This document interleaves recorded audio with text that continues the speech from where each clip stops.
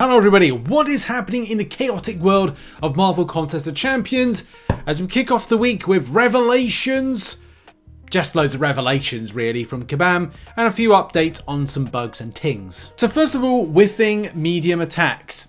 I've had plenty of this, you've had plenty of this, it gets frustrating. There's a lot of champions, depending on how they rotate with basic attack movements, that you can find at times, from time to time, that they may be whiffing certain attacks. Makes it even worse when it comes to like Incept's part of it, and yeah, just fundamentals of the game are becoming a bit problematic at times. Is this one of the biggest issues in the game? No, we've definitely seen that there's tons of issues when it comes to the game, and Ironheart's definitely one of them, and this may be something that improves come next month, where we saw that medium intercepts improve. I'm not saying it will sort out the medium attacks in general, but at least one portion may be something that they can start dealing with, and then we start seeing this kind of domino effect. Not domino in game, but an effect of falling into place where other issues become improved as well. I mean, Dave said, sorry, didn't get to this thread sooner, sent this one over to the team. They have eyes on the penny from previous threads already, but I make sure that they see these other interactions. This could pinpoint that it's not just the overall issue, but could be important nevertheless, but also it could be animations issue. People say hitboxes, Kabam say it's animation, so the movement of kind of doing a punch, the movement may not be correctly animated, and that's something that needs to be dealt with, and hopefully that'll be the case that with the penny improvement we see Ironheart and a couple of others that may have this issue. I mean, Kindred's in this thread, which if you want to check out. Also, do you remember the black screen of an SP3 or after SP3 bug? This is something that keeps on coming back from time to time. You can see here that this is mid-fight, not ideal. When opening a crystal, not ideal. The foggy screen and many other things like that. So what is happening, or what could be happening? It's definitely something on the Trello board. This is the latest we have on the particular issue. Looking like they aren't able to reproduce the problem consistently, but I can follow up on the ticket to see if any others are in place to tackle it. This could be a device-specific issue. I'm not saying Kabam haven't tried to fix it. I guess the biggest problem that Kabam have is this is a what seems to be Samsung Galaxy devices, and unfortunately Kabam just can't optimize every device, or in a way that is able to at least have it functionally running on other devices with no issues. You'd love for a lot of these bugs to be fixed, but I guess this is the problem that Kabam face. And maybe the PC version will eliminate that, but then you've got to force people to play PC version. Ain't nobody want to play the PC version. Well, you know, can. I will probably play the PC version more than I would do the mobile version, and I'll probably be looking to figure out a way that how I do, say, mobile-based coverage versus PC-based coverage, but that's further down the line, and we haven't had announced that the PC version is actually going to be a thing and like be functional. So, hey, I don't want to run before walking. Stretching before running. That's probably a better kind of like way to kind of describe this. And now on to what is going to be a Dev Diary Battlegrounds focus special, kind of. What I'm going to do is, because I didn't on Saturday look at what Kabam crashed said and other things that I thought was important to pick out for the player base that I didn't cover in the video, because otherwise it would be like a 20 to 30 minute long video and it's just not good. So I was happy with a 17-minute video that's cut up into very different pieces that covers different things. It's time coded as well. So what we're going to do right now is try and pick out some things that I think are going to be important for you to understand that I missed off from that video for obvious reasons. So the first thing is Kabam talking about AI. They said the team is currently working on a post about the AI and our plans for it, but that is outside my purview, so you won't see any of that discussed here, which of course it wasn't. Additionally, in many cases I'm going to simplify large topics into 1 or 2 lines, and of course that's the reason as well. Otherwise Kabam crashed to literally be doing a dev diary for every single mode in game, which, as I said, every mode needs to be under scrutiny as to, does it function well? Has it got good matchmaking? Is it relevant enough? Do players play it? Are the rewards good in it? Like, so many things need to be discussed with each individual mode. Crash just said, if you look at what our content creators are streaming and what people are talking about on social media, social channels, it's very easy to come to the conclusion that Battlegrounds is the contest.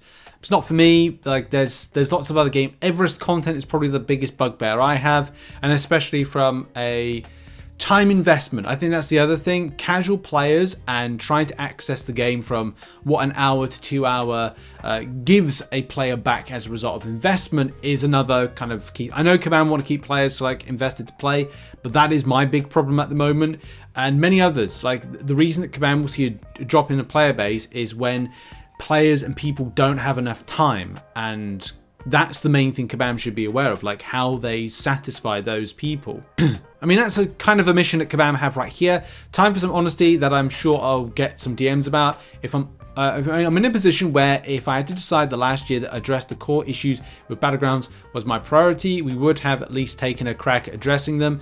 I made the decisions not to prioritize it. I'm not the only one in that position, and I'm not going to provide an exhaustive list of everyone who could have focused on the mode and their motivations, but I'm going to share why I made that decision, and it goes into more detail on it. And that's, there's every mode. Like I'd say every mode, and I keep repeating myself, I'm going to try not to, every mode should be put under scrutiny. If you want this game to last for another 10 years, then every mode needs to be looked into.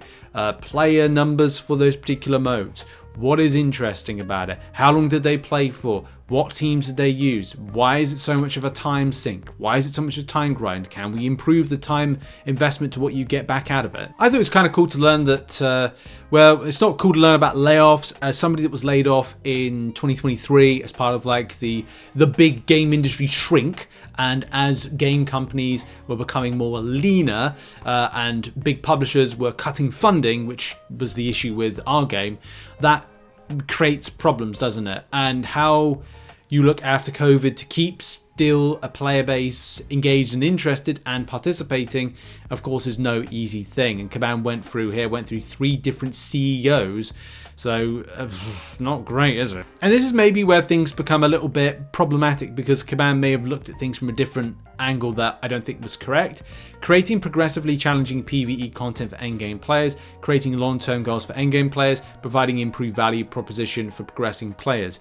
I would have preferred Kabam to do something like create more time-sensitive content where you don't have to invest so much time but get the maximum amount of rewards. And people will say, well, that's not a game. Game shouldn't be easy. Shouldn't be able to invest so much, so little time to get so much back from it. The difference is this is not an RPG game. RPG games function in a different way. This is meant to be a fighting game. Fighting games are meant to be quick and, quick to kind of, if you look at Mortal Kombat, you look at other games as well. Yes, they've got some kind of like modes in place for it, but I don't think they're as grindy from a perspective of what MCOC was back in the beginning to what it is now when it comes to a very high time investment type game. And maybe that's where the Summoner Sanctums need to come in a bit better, Kabam Crash says, my own personal interest, player focusing on Battlegrounds, would do nothing to solve problems of declining player base. Indeed, I need uncovered some evidence that better rewards in Battlegrounds led to worse overall player retention. Conversely, our highest retention rate is among competitive Battlegrounds players. Basically, the better someone is at Battlegrounds, the less likely they are to stop playing our game. Our data team looked at it, found over 8 months period, 3 Celestial players had stopped playing the game. Not 3%, literally 3 players. And of course, there's more to that, but I mean, that's just Battlegrounds in itself. It's just time. Like, I would love to play more Battlegrounds, but I just don't have the physical time to do it. But I have to do Season 27. I just have to. Like many other players as well, because there's chase rewards in it. Even better if the climb is more efficient and is better for my time investment to get something back from it. I'll play a lot more modes in this game if I had more time, or the particular mode was better for time investment to return. And again, Kabam will say, well, we want you playing as much as possible. Well, the difference is if you go and play any other game, you can go, what did I make progress-wise in the 5 to 10 hours in some case, and per day, in some cases you would have completed a game. Or an RPG game like World of Warcraft, you may have done X amount of dungeons, grabbed X amount of loot, got Y thing and stuff like that. I'm not saying it's a great comparison, it's just how Kabam want to take the game, or have taken the game over the years, and the time investment that players have nowadays to actually play the game. It's dramatically changed. And I think Kabam have learnt that, and they've kind of pivoted to the point of like giving us more 7 stars and other stuff that's been able to inflate rosters and kind of bring them up to a certain point. But then that again is the punishment of your own success, because you're trying to do stuff to to find out how to appease everybody. And because they're not appeasing everybody, it's difficult to tick boxes for everybody. That's one of the big things for me, is trying to find things that work. A lot of the end game content doesn't tick my box. The Crucible was the last piece of content that I actually enjoyed.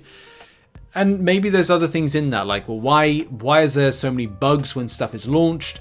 And that's a problem because you want your end game players to be engaged. But if they're going like, man, if this is the new kind of content that I've got to play from an end game perspective, and it just doesn't satisfy what I'm interested in, but I have to do it to get the end game rewards that are there because it's the only place to get it, then you have to do it regardless of bugs, regardless if it's too highly skilled or is in a format that you just aren't interested in. You know, and here's the point here. The actual value of summoner's time in most quests and game mode has gone down. Certainly the first hour spent in Battlegrounds is worth less than 2 years ago. Obviously the same is true in the event quest and side quest. So I don't think it's a problem with the total rewards available. I think it's a problem with those rewards being spread so thin across such a large game. And that is what people want. That's what players want. You know, investing an hour gets you more than, say, investing 3 hours did back in, or the same amount of 3 hours investment that COVID times 5 years ago did. But I could be wrong. I mean, put in the comments, like, how do you feel about your time investment to what you get back and the time available? Do you have less time available now to play MCOC than you used to? There was an interesting omission right here about the Battle Round Brawl, because that was cancelled. It's not surprising to me that Legacy, Andrew and Trap and others at their levels are extra salty with us about the current state of the game mode they dominate. In addition to everyone listed, everything listed above, the plan to keep players in this rarefied air happy was always focused on the World Championships. I mean, look at it from a perspective of, if Legacy, whoever it is live streaming their kind of playthrough Battlegrounds, it is eyes on MCOC, it's community coming together. I want more time to be available to live stream. I don't. I've taken a job. I will probably I'm hoping to continue on ongoing after my year contract is up. We'll have to see. I don't know what's going to happen. But then that's a problem, because then I don't have enough time to live stream like I used to. But it's tough when you kind of like, you find a job that you're like, I really love this job. I love making content. I love being a YouTuber, but I'm trying to find a balance between, you know, doing this because I love doing content creation. I love doing YouTube, but at the same time, I want to keep myself happy. I want to keep my family happy. I want to be able to keep like you guys happy. And it's difficult to keep a balance, the same way that Kabam have this difficulty of balance. However, seeing more live streams, which I don't see quite so much. I want to drop into a live stream, just chill out, maybe chat in like the live stream. I just don't have as much. Oh, I don't see as many doing that nowadays. Or maybe they don't live stream when I do. But hey, I'll drop into a live stream of somebody's and say hey. Anyway, to the point. Yeah, eyes on the game, more people streaming, popularity, blah blah blah blah blah. Kabam engaging with more of that. They don't. Like it's kind of weird. But also having this kind of like Battleground Brawl and other types of events just puts more eyes on the game, more churn, more kind of Google trend presence, more of this, more of that. And people then go, this game is active, this community is flourishing, these people are engaged with the developer, let's go. But it's just not the case at the moment, is it? But apparently there's plans afoot to have like a contest of champions kind of like thing, community together, and some new ideas, which, hey, you know, I'm all for. And maybe in the future, Kabam can look at things like event quest and side quest. I think they've got an announcement about that at some stage, but also the extent of the spread of rewards. And I came up with an example on Saturday. I don't know if people liked it or not liked it, but it's trying to find what, as we said earlier in the video, how much is being participated in game, and where can you take the rewards and go, well, if we don't run this game mode, like about 500 people play it on a daily basis compared with like, I don't know, 20,000 that play this other game mode. So yeah, there needs to be some kind of like better assessment from Kabam on that. And even though Kabam say here, even if we did have enough rewards to make every game mode valuable, we simply don't have the internal resources to keep them all updated. That's a problem. That's a resourcing issue. This is where Netmarble, I've had concerns a long time for Netmarble, and of course the very close links with like the CEO and how that impacts, say, resourcing in Kabam. And also the fact that they've not had any other successful games outside of MCOC, that then they can just go, okay, well, we can rely on sharing resources. It's just not happened. So therefore, trying to expand on stuff is very difficult. They say there are hundreds of places summoners can get rewards across the game. Updating rewards isn't as simple as just updating a spreadsheet. For some modes and events, it can be pretty much involved process. We simply don't have the capacity to keep everything up to date for every type of player at every progression across the game. And that's, again, the problem of your own success, because there's so many game modes. Players' interest in time investment will be like, if I have to spend like 2 hours in incursions, but I could spend an hour and get exactly the same rewards from doing side quest and Trader's Outpost, then you're not going to play incursions. Let's be brutally honest here. And that's what people are trying to do. They're trying to budget their time in game to what gains they can make. An hour in arena. What can they do with the units that they get from that? Is it enough to help them through some content or farm for things like July 4th deals, Cyber Weekend deals, blah, blah, blah, blah. At least there's going to be an Alliance Wars and Alliance Quest improvement with the rewards timeline. And of course, various different areas do still need to be improved, regardless if Kabam are finding it difficult to find resource to actually do it. There are some positives from here, but on paper, everything looks good. It's just when you put it into action, then you kind of like find out if it's been good or if it's been bad. The same thing with the rewards won't technically be buffed for season 27, I think it is. They will be just redistributed. So that again is a further question, like, do they follow the chain of meta improvements in MCOC? The final thing I want to leave is I'm sure Kabam are taking this very seriously, and thanks again to Kabam Crash for taking his time to respond. At the end of the day, don't get anything twisted. There are things that I disagree on with how I think Kabam kind of run MCOC, and I'm sure Kabam disagree with some of the things I say about MCOC. There's no disrespect. There's no kind of hate. It's always a case of I want them to do well, but I think that at times there's different things that need to be looked into. And one of the big things is time investment for our players, including myself. I see it if I'm working a day job and also an evening job. I want to find that there's sufficient time.